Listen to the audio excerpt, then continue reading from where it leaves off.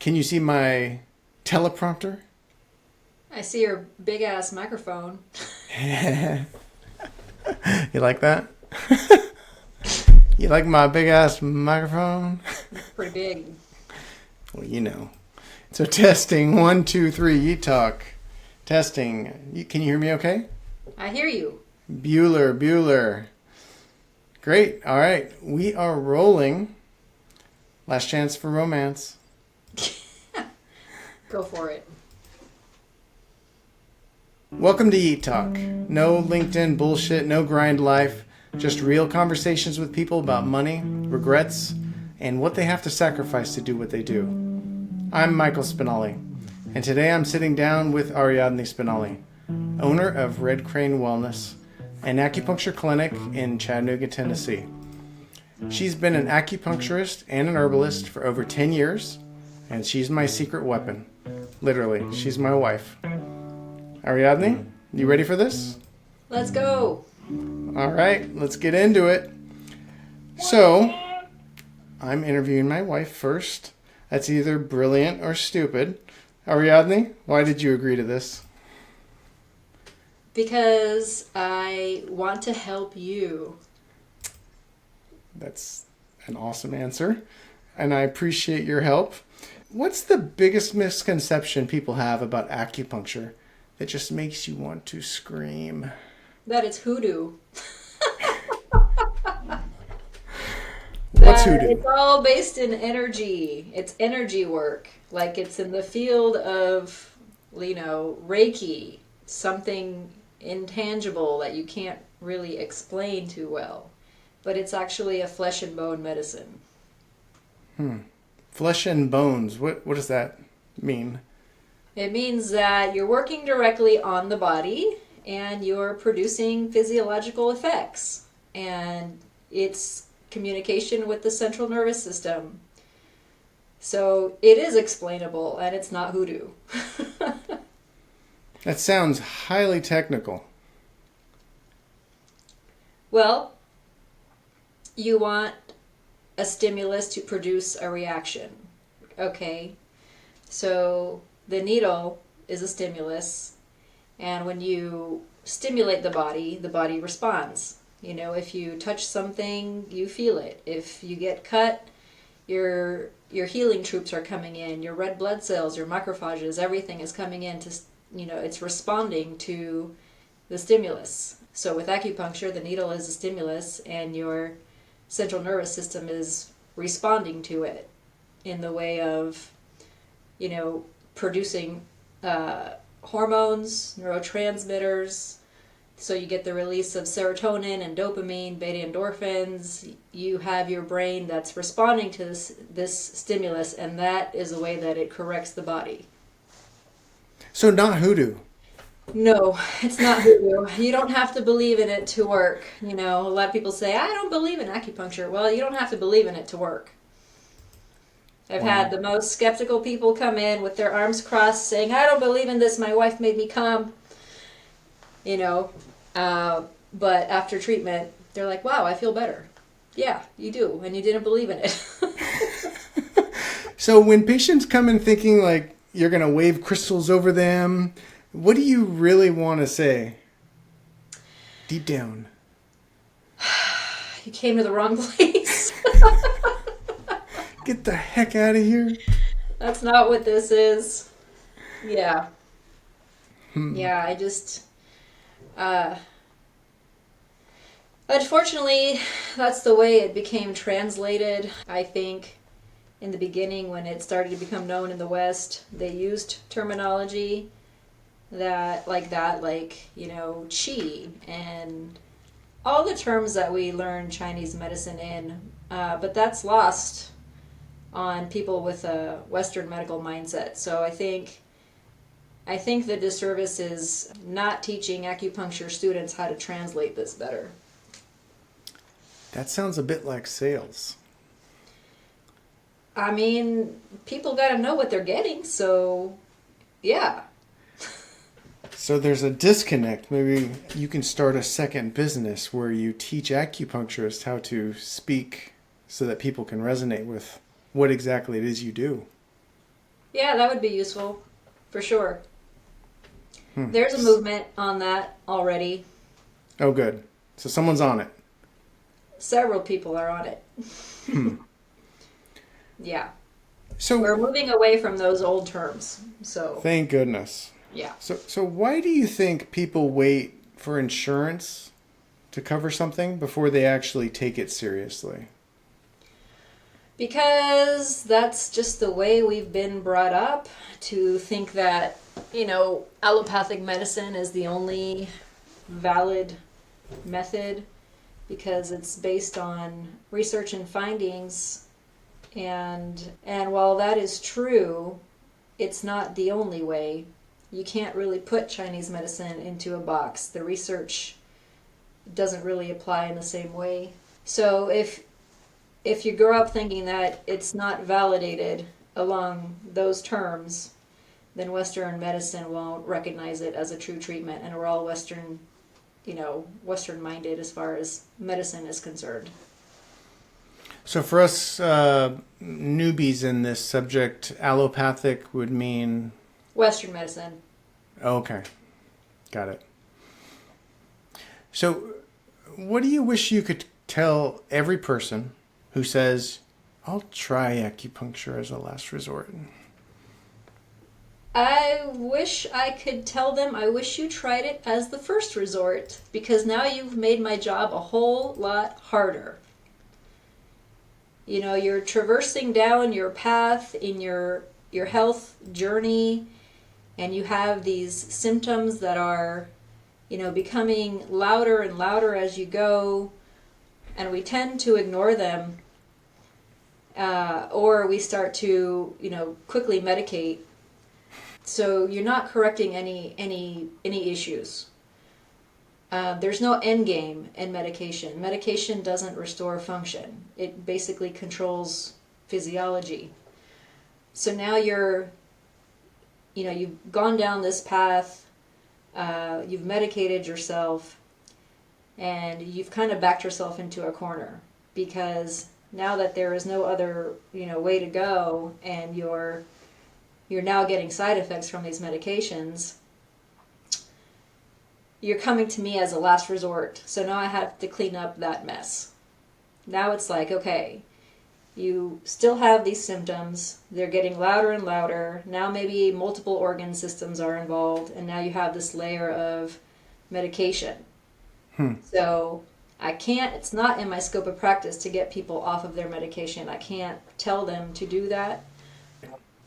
So it becomes harder because they have to commit to a good treatment frequency so that they could start feeling well enough to the point where they're feeling like they don't need the medications.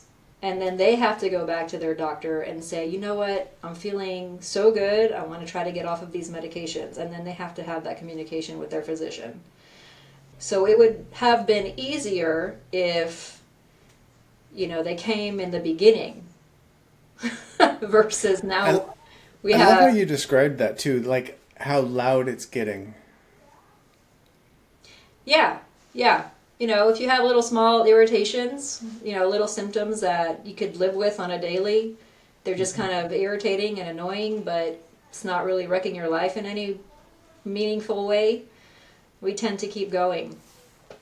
And unfortunately, you tend to get worse because you're headed down that path and you're not addressing the symptoms. And so at some point, it's going to be changing your life in a meaningful way, and then you seek out medical care. So you just have to ask yourself, when you seek any kind of care, medical, Western medical, or Eastern holistic care, or what have you, do you like the tools in their box?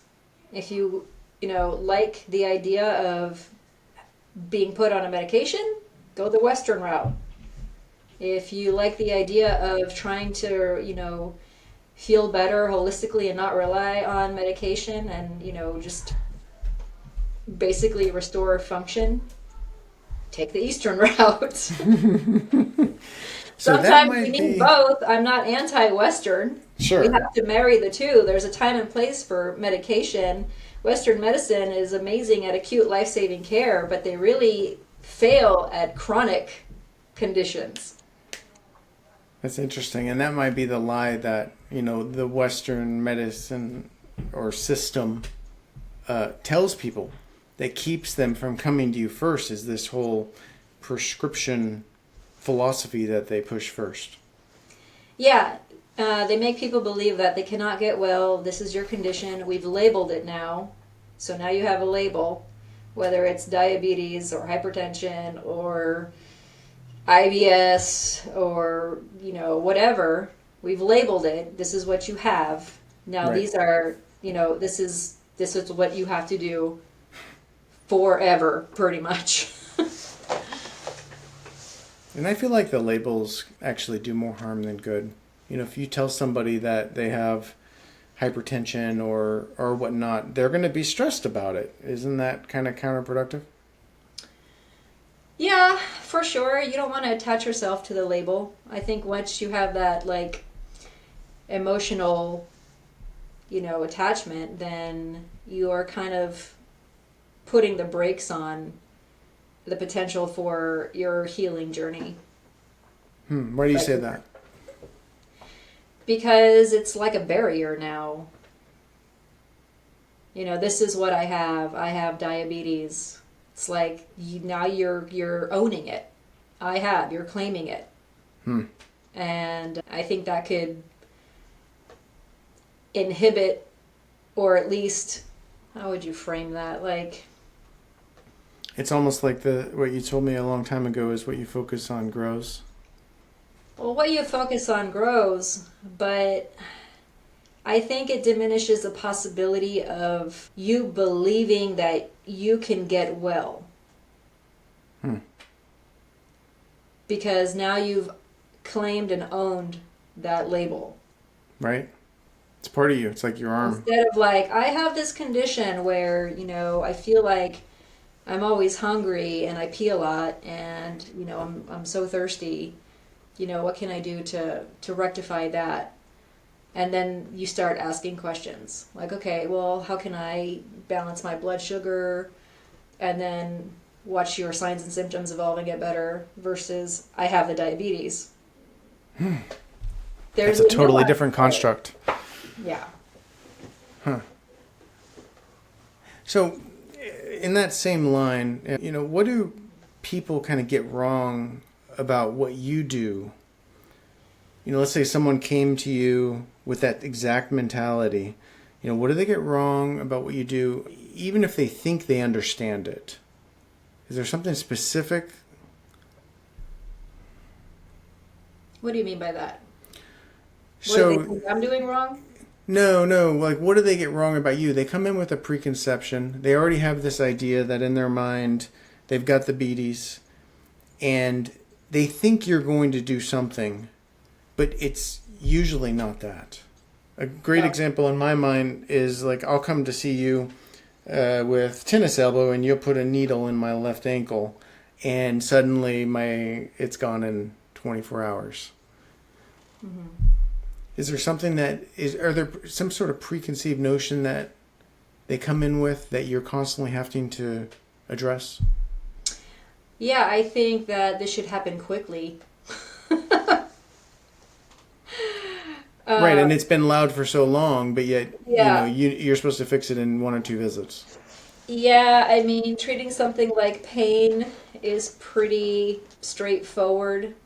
You can see a margin of improvement pretty quickly, and you know that it's helping and working. But when you do internal medicine with acupuncture, it's a little bit more abstract. And so people, if they don't understand that this is a slow process where we're trying to increase cellular signaling and enhancing your organ system function and things like that, you may not feel anything after 1 or 2 or 3 treatments. Mm-hmm. And so I guess maybe they think at that point I'm not doing anything, but there is work being done. It's just sometimes it's not, you don't feel the results until until you've had at least several visits under your belt when we were dealing with internal medicine. Well, and there's layers and layers. You're dealing with the prescription, you're dealing with whatever trauma. Yeah, and I'll have to give them homework, so it's not just me trying to fix them. They'll have to get on board and roll up their sleeves, and maybe there's some dietary and lifestyle changes. And some people are not a fan of that. They don't really want to change much. So I can imagine that's it's like if you were to tell me, sorry, no more ribeye, I probably would say I'd rather die. exactly. All right, so quick break. This show is sponsored by Yeet Websites. Yep, it's my company, which is why I made sure white glove service comes with every package. Whether it's a new website, getting found on Google, or both, we'll take care of you. Check out our case studies at yeetwebsites.com to learn more. All right, so let's keep going, Ariadni. So, when does owning your practice feel like a trap instead of freedom? When I want a vacation. So, when is it that you don't want a vacation? I love what I do. I'm happy to do it. I'm energetic in the clinic and I love my patients. So I would say as long as I can get at least a little bit of a break, maybe 2-3 times a year, that's enough for me. Nice. So nice. Being the only one here is a drag, as a business owner. If I close my door, that hurts. Well, you've been in the Chattanooga location for a good bit now, and business is doing well. When do you see yourself, taking that next step and getting some help as you so obviously need? Probably when I overcome my mental barrier. Which mental barrier is that? Oh, I don't know. I'm resistant to getting somebody in here because employees can be headaches. I've heard from basically anyone I've ever known that's owned a business that it's incredibly difficult to find good help. Yeah, so I'm alleviating that one stressor I mentioned in the beginning. Maybe I'll have a vacation, but now I have to manage people, and I'm not sure I'm a good manager. So I guess that's my barrier. I think you would be an excellent manager. Well, thank you. You're well, only because you're quite nice. I've heard that I'm too nice. I don't know who could have said that. They are way off base, that individual. So, No, they're not. It's true. do you think it's easier or harder that we're both building businesses at the same time? Both. I think both because it's easy. It's our business, so we can make our time and schedule as we please. But hard because of inconsistency.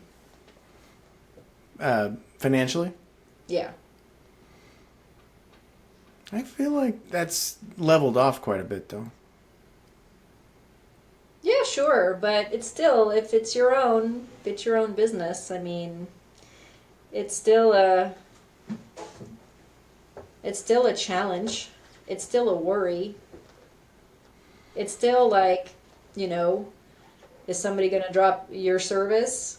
Am I going to have cancellations? Am I going to have no-shows? Am I going to have, a lot of people get well, they don't need to come back.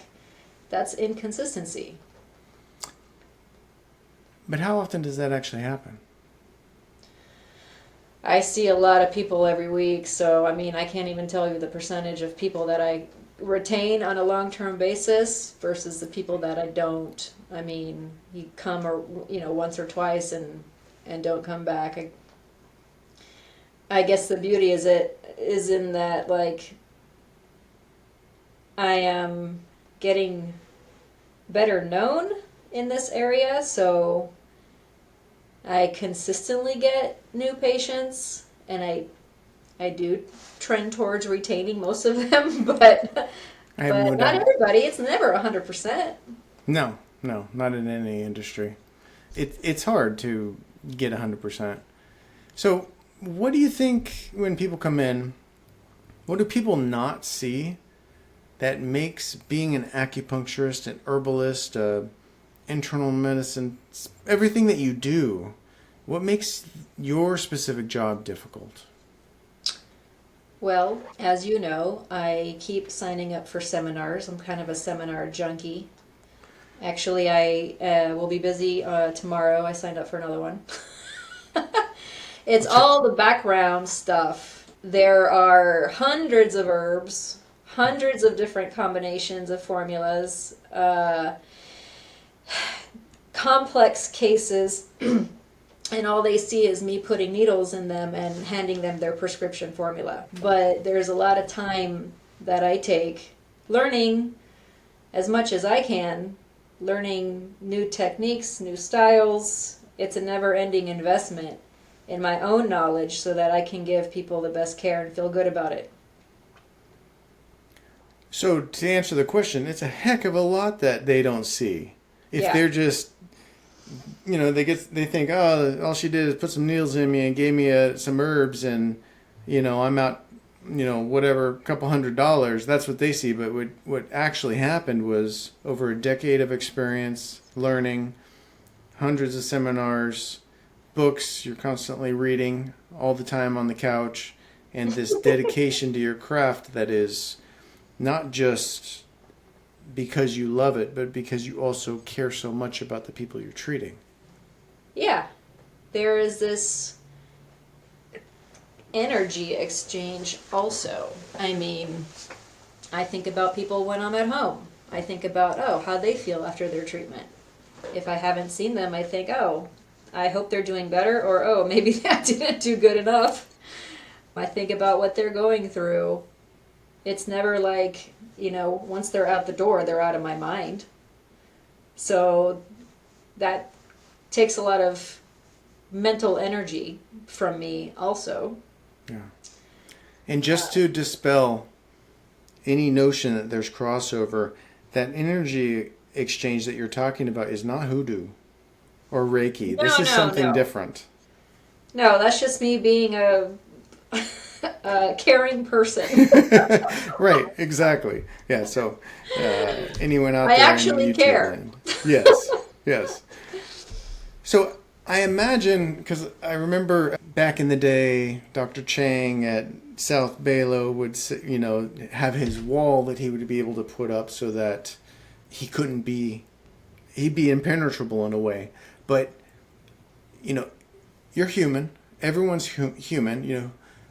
What happens when Red Crane becomes overwhelming? Like, who do you call or text to hash it out? Because there has to be somebody that just helps you through those moments. Well, I call my sister. I call your sister. I call you. If I'm tripped up on a case, I have my, cohorts that I can ask clinical questions to and get The crew. Yeah, I got my crew online. You got John Cassoni. I'll use John if I have to. I have paid groups that I can post cases on as far as herbs are concerned. I'll call my friend Ioana, who's also my colleague. So I got people. It's really interesting when you put this conversation to this point together and wrap it up. It sounds so comprehensive, and obviously I'm 100% all in with Eastern, medicine versus the West. Personally, I've never felt that kind of just wrapped up in a nice red bow feeling going to a Western doctor. And I'm not saying or suggesting you should, bash them wholeheartedly here, but if you could maybe summarize for our guests, why is that? Why is that feeling so important to you when you're treating your patients?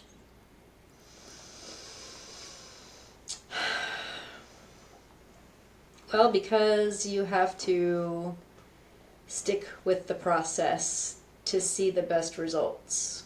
and you're more likely to invest in the process and in yourself when you can feel good about it, when you feel like somebody is caring for you, that's rooting for you, that believes you can heal and feel better, and is your cheerleader, so to speak.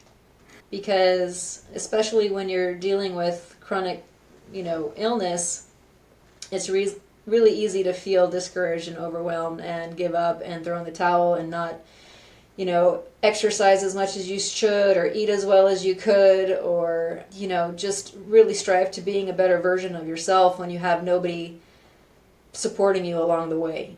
Oh my gosh, yeah. This is a journey and it's not a fast one. Sometimes it could be. That's the exception, though. It's not the rule. Mm-hmm. But we are in it together. And so if you feel like you're in it alone, that's not going to serve you. I love that answer. And a lot of times it's been loud for so long for them that maybe it's not, because it's nice to give people the benefit of the doubt. Maybe it's not the fact that they think that you should be a miracle worker. Maybe they're literally on their last hope. And they've given up hope years ago. And they're like, F it, I'm going to try acupuncture. And just praying to the gods that, 1 or 2 visits I could finally turn down the volume. Mm-hmm. I don't know. Yeah. I don't know, but sure. if you could, I've seen plenty of people who came in like that, ready to give up. Yeah. I mean, if you could just give them the perspective, and I know you do, great job at it, but it's so hard to change people's mind when they've sort of already made it up. Ain't that the truth? It takes a lot more work on my part. Yeah, because you're not only trying to figure out exactly what's going on, you're doing everything that you do, and you're being excellent at your practice, but then now the whole psychological component comes in. I mean, I remember many times you coming home and, talking about things, and it sounded like a therapy session. Yeah, it is. I do the best I can with that because I'm not a therapist, but I'm human and I've been through a lot of BS myself. So, that makes me a little bit more relatable, I guess, if we could just be honest with each other and, not have that barrier of just straight up clinician, like. Oh, I hate that. You So cold. Yeah. Interesting. If you could go back in time when you started, like the green acupuncturist 10 plus years ago, and tell yourself something about business or acupuncture that, who knows, maybe it wouldn't help you, but just something you would want to tell yourself in the very beginning, any idea what you would say? I would say don't stress about what you don't know. It's okay to not know everything. And just know that you're going to be learning the whole time through. And just trust the process. Right. Trust the process, believe in the medicine, and yeah.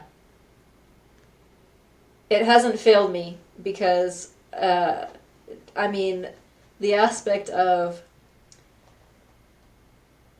I love this so much, I know that there's going to be an effect because Chinese medicine is so awesome.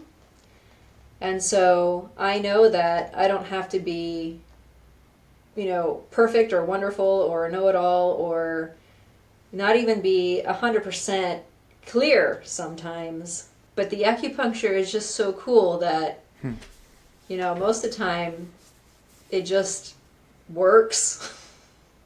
And I trust that process. I trust that process probably more than I trust myself. But, with that said, obviously I put in a lot of time to learn. Well, I didn't know much about it when you had your first visit. What was it in Hot Spring? What was that guy's name? Ramph or Raft. Ramph? When you really were like, I'm gonna do this. That was so cool. You know, way back when. And at some point, after that, you told me it was 2,000 years they've been using these points.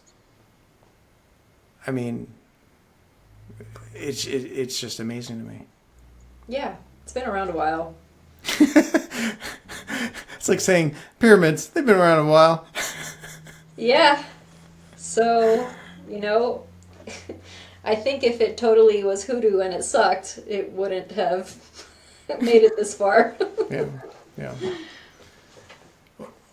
Has anything almost made you quit at any time? Because it could be traumatic. I mean, I've had a few hard cases that I just could not solve, of course. That's pretty discouraging, but I think that is offset by all the success. So, I mean, I've been a little discouraged, but I haven't wanted to quit. I can't see myself doing anything else. No, I can't either. No. You were made to do this. You were like born to do it. It's when you cracked that first book and started studying, I just saw it in your eyes. It was like you were hooked. I was hooked. I'm still hooked. And that says a lot. It's been a long time. I mean, you've been practicing 10 years, but that doesn't count all the study. What year did you first enroll at South Balo? I think it was like 2012. 2011 or 2012. Yeah. So it's been a long time. Yeah. That's exciting. To be able to do something so long and still love it and still want to learn more just means it's like a boundless educational pool. Yes, it is. So don't be upset when I go to too many seminars. I just don't like you to leave, but that's my selfishness. What part? And I do have kind of an inkling, but I'm curious what you say. What part of Red Crane are you most afraid to change that you know you really should change? Well, how about getting a receptionist? That's top of my list. And let's see, maybe hiring somebody else, another acupuncturist. Now, what would that be like? Hopefully not another headache, but... I mean, if you could get an Iwana in there, oh my God, that'd be so much fun. You'd probably enjoy your workday even more. Yeah, I mean, you have to have good synergy. Right. But I was thinking more of somebody could be here while I'm not here. Well, exactly. And that would be the perfect kind of person. Yeah. Have my doors open and not having to be the one that's always here. It's really nice. Yeah, that would be nice. So what's something about Red Crane that you've never told anyone, including me? I don't know. Like, maybe you come up with your logo. Well, I got lucky. I had a friend design it. Well, Eric did, but the concept came from you. My name? So I wanted something about China, since it's Chinese medicine. And I think I just asked the Google what the national bird of China is, and it's the red crane.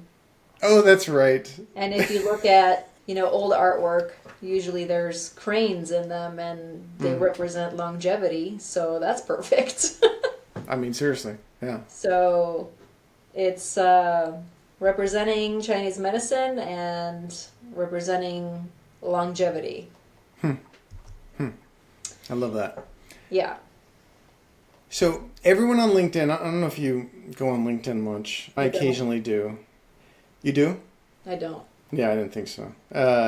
They post this It's really funny. It is running a business is the best decision I ever made, or, you know, grind life and all this BS.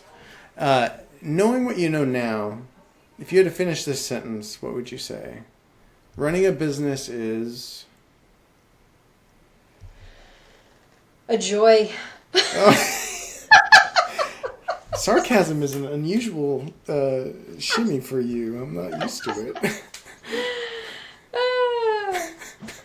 Well, there's just too much to say. I can't say one. It's hard to finish that sentence because it's a joy. It's also, you know, it could be a drag in some sense.